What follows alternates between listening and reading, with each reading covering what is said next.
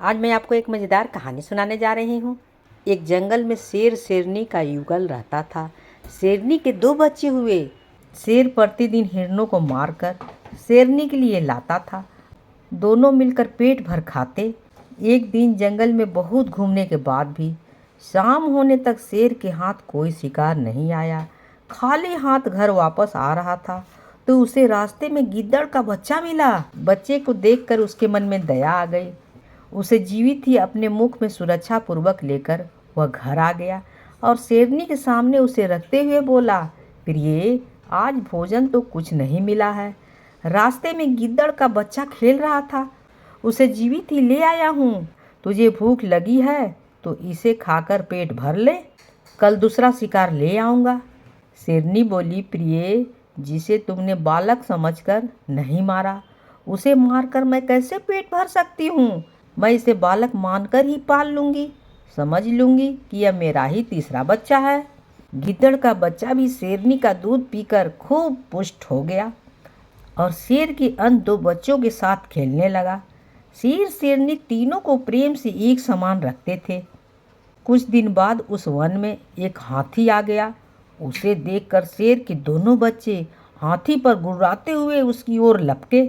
गिद्दड़ के बच्चे ने दोनों को ऐसा करने से मना करते हुए कहा, यह हमारा कल शत्रु है, उसके सामने नहीं जाना चाहिए।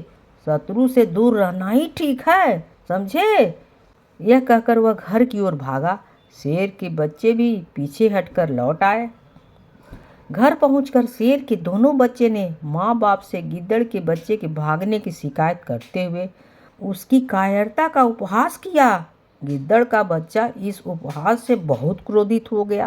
लाल लाल आंखें करके और ओठ को फड़फड़ाते हुए वो उन दोनों को जली कटी सुनाने लगा। तब शेरनी ने उसे एकांत में बुलाकर कहा कि इतना प्रलाप करना ठीक नहीं है, वे तो तेरे छोटे भाई हैं, उनकी बात को टाल देना ही अच्छा है।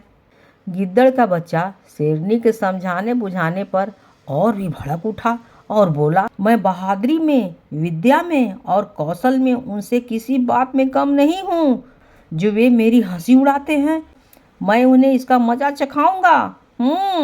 मैं उन्हें मार डालूंगा, समझे। यह सुनकर शेरनी ने हंसते हंसते कहा, तुम बहादुर भी है, विद्वान भी है, सुंदर भी है, लेकिन जिस कुल का तेरा जन्म हुआ है उसमें हाथी नहीं मारे जाते हैं।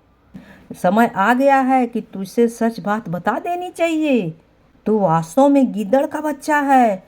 मैंने तुझे अपना दूध पिलाकर पाला है।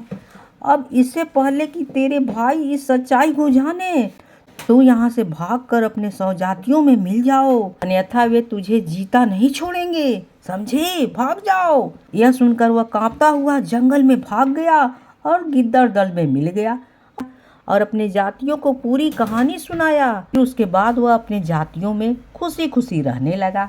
अगर कहानी अच्छी लगी हो तो please like, share and subscribe ज़रूर कीजिएगा, भूलिएगा बिल्कुल नहीं। कहानी होती है समाप्त।